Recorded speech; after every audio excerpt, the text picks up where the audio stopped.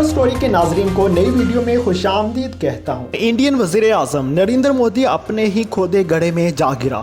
पाकिस्तान को सफारती महाज पर अकेला करने का ख्वाब न सिर्फ चिकनाचूर हुआ बल्कि खुद वो दुनिया में रुसवा हो गया। वजीर आजम पाकिस्तान की कामयाब सफारतकारी ने मोदी को कहीं का न छोड़ा। मोदी की अपनी गिनती ऐसी उल्टी होना शुरू हो गई कि जिसने इंडिया का गरूर खाक में मिला दिया। चीन, ईरान, अफगानिस्तान और कई ममालिक पहले ही इंडिया को गुड बाय बोल चुके हैं। अब रूस ने हाल ही में इंडिया को सारी दुनिया के सामने कैसे शर्मिंदा कर दिया, इस बारे में हम तफसील से बात करते हैं। लेकिन इससे पहले अगर आपने हमारे YouTube चैनल कवर स्टोरी को अभी तक सब्सक्राइब नहीं किया तो इसे सब्सक्राइब कर लें और वीडियो को लाइक भी कर लें।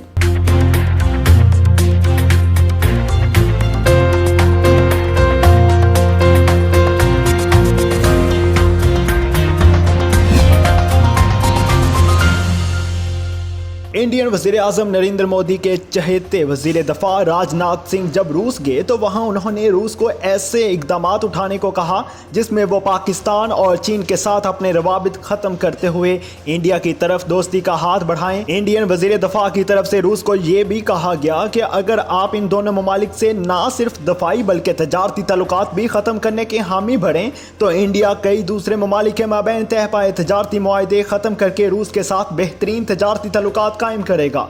यहाँ ये बात भी बहुत अहम है कि जिस मुल्क की आबादी ज़्यादा हो वो मुल्क अपने मुल्क की आबादी की ज़रूरियात ज़िंदगी की ज़्यादा मांग की वजह से दूसरे ममालिक के लिए ज़्यादा कशिश का बायस होता है।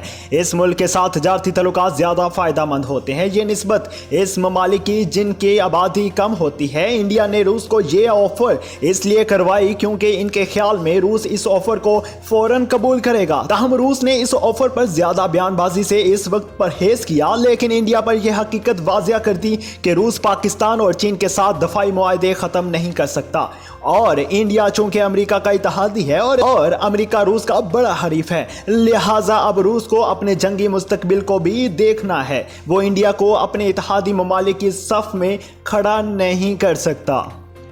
इस मौका पर जहां रूसी और इंडियन हकाम के माबैन बहुत सारे मामलात पर बात हुई, वहीं ये इंडिया की तरफ से ये मौजू भी ज़ेरे बहस आया कि आइंदा होने वाले SCO समिट में रूस पाकिस्तान और इंडिया के मंसूबे CPEC की भी मुखालफत करते हुए अपने मुतनाज़े करार देगा और ये चीन की तरफ से लद्दाख और दीगर इलाकों पर कब्जा करने पर एहतजाज को भी इस समिट का हिस्सा बनाया जाएगा। इसके अलावा इंडियन वजीर आजम नरेंद्र मोदी के सऊदी अरब के फरमानवा शाह सलमान के साथ टेलीफोनिक राब्ता करके रूसी सदर पुतिन को भी अपने साथ मिलाने और पाकिस्तान चीन के खिलाफ बयान देने पर जोर दिया था। लिहाजा सऊदी फरमानवा ने रूस से राब्ता करके इंडिया के साथ दोस्ताना रवैया रखने की ज़रूरत पर जोर दिया था। नरेंद्र मोदी और वजीर दफा S जयशंकर ने अपनी तरफ से रूस पर काफ़ी प्रेशर डाला कि वो पाकिस्तान और चीन के खिलाफ कोई ऐसा बयान दाग दें जिससे चीन और पाकिस्तान पर CPEC और लद्दाख कार्रवाई के हवाले से आलमी दबाव बढ़ जाए। लेकिन इजलास शुरू हुआ जिसमें पाकिस्तान भी शामिल था। इजलास में शामिल तमाम ममालिक के नुमाइंदे खिताब करते गए। जब रूस की बारी आई तो रूसी सदर पुतिन ने मुल्क की सूरत हाल, आलमी वबा और दीगर मसलों पर बात शुरू की और ये भी कहा कि इस वक्त एशिया में जो सूरत हाल चल रही है इस पर रूस ने अपना भरपूर किरदार अदा करने की हर मुमकिन कोशिश की। इंडियन फॉरेन मिनिस्टर जयशंकर इनका मुंह देखते ही रह गए कि वो अभी इन दोनों ममालिक के खिलाफ बयान देंगे, लेकिन मिस्टर जयशंकर को यहाँ भी मायूसी का सामना करना पड़ा। इसके बाद पाकिस्तानी वजीर खारजा शाह महमूद कुरैशी ने भरपूर तरीके से पाकिस्तान की क़यादत की और बहुत ही खुशगवार अंदाज में तमाम ममालिक के नुमाइंदों से अपने मौक़िफ़ की तायीद हासिल की, जबकि जयशंकर मायूस चेहरे के साथ वहां बैठे रहे। किसी एक मुल्क ने भी इसके मौक़िफ़ को ज़्यादा अहमियत देना गवारा ना किया। नरेंद्र मोदी के लिए ये इजलास इस लिहाज से भी इंतहाई खौफनाक रहा क्योंकि इसमें शाह महमूद कुरैशी CPEC मनसूबे की अफादियत, दीगर ममालिक को इस मनसूबे में शमूलियत की दावत और BIR प्रोजेक्ट को हाईलाइट किया। इंडियन वज़ीर आज़म नरेंद्र मोदी आज खुद ही अपने मुल्क के लिए मुश्किलात खड़ी कर रहे हैं। अगर मोदी अकल से काम लेता और अपने हमसाया ममालिक के साथ ताल्लुकात ख़राब ना करता तो इंडिया को ना SCO के इजलास में नाकामी का सामना करना पड़ता, ना इसकी फौज रूस में होने वाली जंगी मशकों जैसे कॉकाज का नाम दिया जाता है में शिरकत से इनकार करती।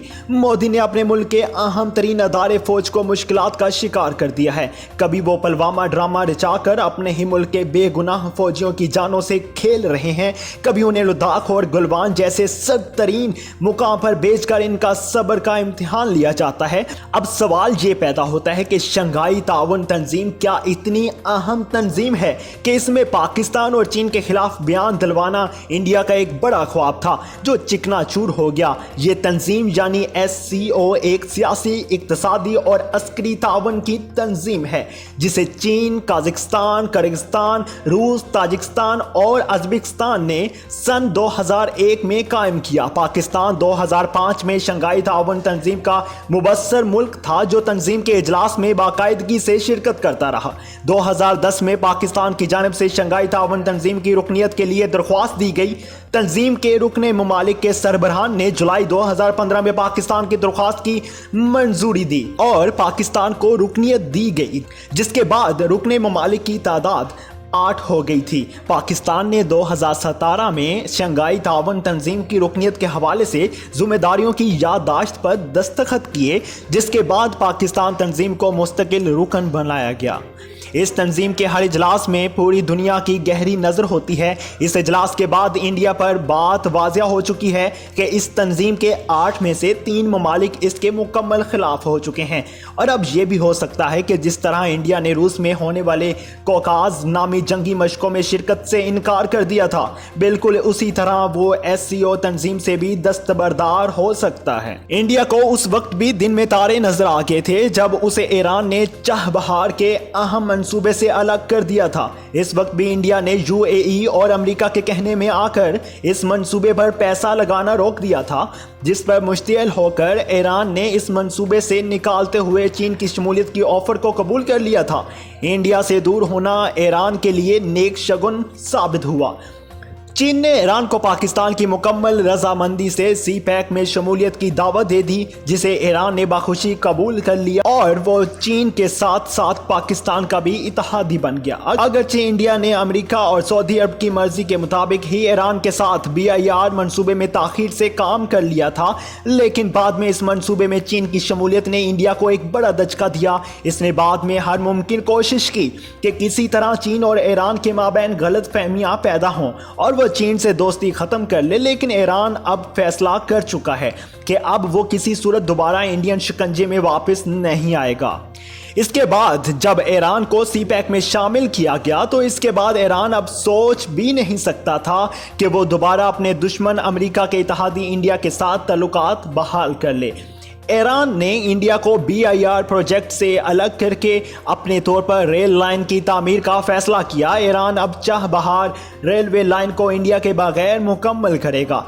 इंडिया और ईरान के दरमियान ये मुआहदा 4 साल पहले तय पाया था और मंसूबे के तहत अफगान सरहद पर चाबहार से जहदान तक रेलवे लाइन तामीर होनी थी, लेकिन इंडिया की जानिब से प्रोजेक्ट पर काम शुरू करने और फंड्स की फरहमी में मुसलसल ताखीर होती रही। तहम अब ईरान ये प्रोजेक्ट मार्च 2020 तक खुद मुकम्मल करेगा। ऐसी मज़ीद मालूमाती वीडियोस देखने के लिए हमारे YouTube चैनल को सब्सक्राइब कर लें।